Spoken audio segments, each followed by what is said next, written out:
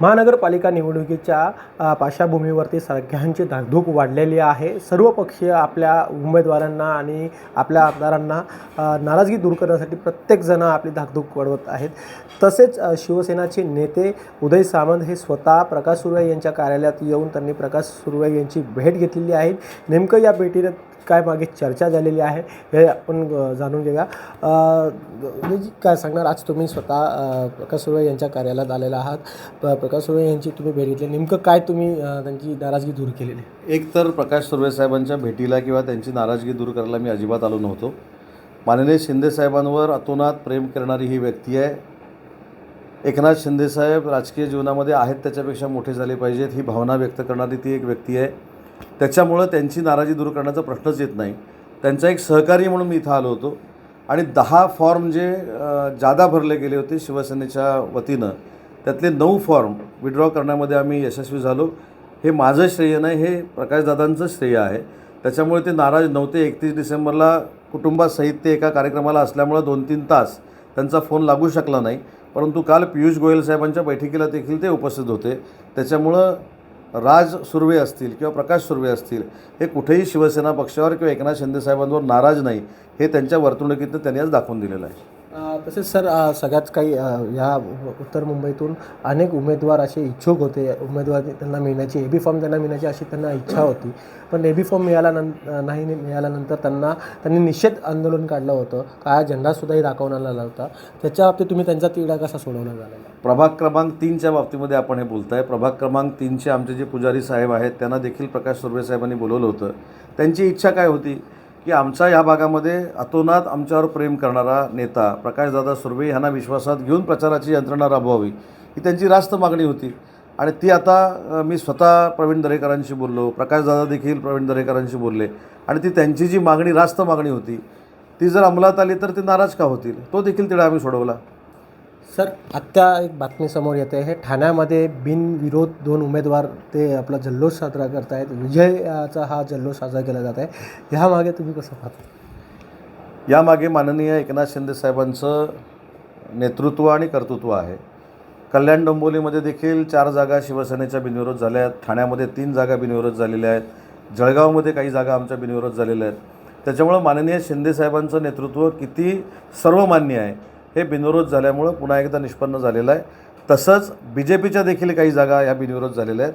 त्याच्यामुळं दोन्ही मिळून महायुतीचं काम हे अतिशय चांगलं आहे, ह्याचं हे द्योतक आहे. नक्कीच सर, पण या मुंबई महानगरपालिकामध्ये महापौरासाठी सगळ्यांची धावपळ सुरू झालेली आहे. 13 दिवस उरलेले आहेत या निवडणुकीसाठी. निवडणुकीनंतर निकाल आहे दुसऱ्याच दिवशी आणि त्याच्यानंतर निकालानंतर कोणाचा विजय असणार आहे? विजय तर 150पेक्षा जास्त जागा जिंकून महायुतीचाच असणार आहे. आणि महापौर कोण बनणार आहे हे माननीय शिवसेनेचे नेते एकनाथ शिंदे साहेब आणि भाजपाचे मुख्यमंत्री आदरणीय देवेंद्रजी फडणवीस निर्णय घेतील. सर, तुमच्यासाठी शेवटचा प्रश्न. सर, आपण पाहिलं तर मुंबईमध्ये नव्हे तर सगळीकडेच तुमच्या महायुतीनंतर आता ठाकरे बंधू दोघं एकत्र आल्यानंतर त्यांचीही सुद्धा धावपळ सुरू आहे. कशा पद्धतीने आपल्या उमेदवारांना निवडून आणायचं आणि सध्या त्यांच्याही कार्यालयामध्ये अनेक ठिकाणी ठाकरे दोन्ही बंधू भेट घेत आहेत. काय वाटतं की यानंतर तुम्हाला कुठला या गोष्टीचा फटका बसेल किंवा कुठेतरी डॅमेज होण्याचं असं? मी तुम्हाला जबाबदारीनं सांगतो, आज उद्यापासून प्रचाराला सुरुवात होते, रणधुमाळीला सुरुवात होते. त्याच्या पूर्वसंध्येला मी सांगतो की UBTमधले आणि मनसेमधले अनेक कार्यकर्ते हे अदृश्य हातानं आमच्यासोबत आहेत.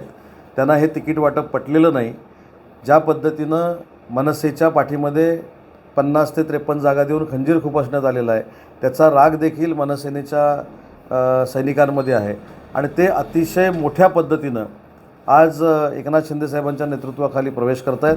तुम्हाला पुढच्या 3-4 दिवसामध्ये, म्हणजे नेत्यांवरची नाराजी नाही आहे ही, मनसेच्या नेत्यांवरची नाराजी नाही आहे. त्यांचं दुःख काय आहे की माननीय राजसाहेबांना ज्या सीट कमी दिलेल्या आहेत आणि UBTनं त्यांचा जो विश्वासघात केलेला आहे त्याच्यावर नाराजी म्हणून अनेक मनसेचे कार्यकर्ते हे शिवसेनेमध्ये प्रवेश करत आहेत.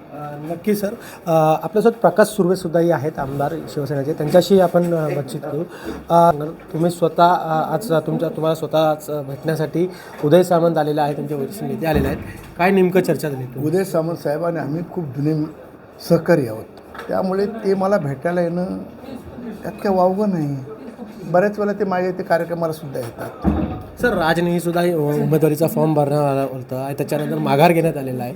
कुठेतरी तुमच्या नाराजगी दिसण्यात आलेला आहे सर. माझ्या मुलग्याने उमेदवारीचा अर्ज भरला, एक पण पुरावा दाखवा की मी उमेदवारीचा अर्ज माझ्या मुलग्याने भरला आहे असं एक पुरावा दाखवा, किंवा फॉर्म राजच्या नावाने घेण्यात आला असं एखादा पुरावा दाखवा, मी सांगाल ते मी हरेन. सर काही उमेदवारांना मिळालेला आहे AB फॉर्म. त्याच्यानंतर आज शेवटचा दिवस होता माघार घेण्यासाठी. तुमच्याच काही शिवसेनामधनं काही उमेदवारी आहेत, त्यांच्या काही मुली असेल किंवा मिसेस असेल, त्यांच्या नावाने दुसऱ्या पक्षांकडून AB फॉर्म मिळवण्यात आलेला आहे आणि ते फॉर्म भरण्यात आलेला आहे. याच्याही बाबतीत तुम्ही कुठे तिढा सोडवणार का? माझ्या इथे तसं घडलं होतं. माझ्या विभागा म्हणजे आमच्या विभाग पूर्ण लोकसभा याच्यामध्ये तिथे 99% उदय सामंत साहेब आले आणि मी बसलो. आम्ही तो 99% एकनाथ शिंदे साहेबांच्या नेतृत्वाखाली हा पूर्णपणे तिढा सुटवला आहे. तर संध्या विपुल जोशीच्या तिकडे आपली नेहा सकरेंनी भरला होता आणि विपुलची मुलगी जी आहे तिने भरला होता. त्यांचा फॉर्म पाठी घ्यायला लावला. आमचा शेखर शेरे आहे त्यांनी भरला होता, तो पण फॉर्म पाठी. म्हणजे आता तुम्हाला लिस्ट देईन तर 9पैकी 9च्या 9 उमेदवारांनी आमचे फॉर्म पाठी घेतलेले आहेत. त्यामुळे उदय सामंत साहेब इथे येऊन त्यांनी जी सर्वांना मार्गदर्शन दिलं त्याच्यावर सर्व खुश आहेत. नक्की आपण पाहिलं तर प्रकाश सुर्वेंच्या उदय सामंत यांच्या प्रकाश सुर्वेंच्या भेटीनंतर ती कुठेतरी नाराजगीचा हा तिढा हा तो सोडवण्यात आलेला आहे. या सोडवल्यानंतर आता जे काही उमेदवार जे होते इच्छुक त्या उमेदवारांनी आता AB हा माघार घेण्यात आलेला आहे.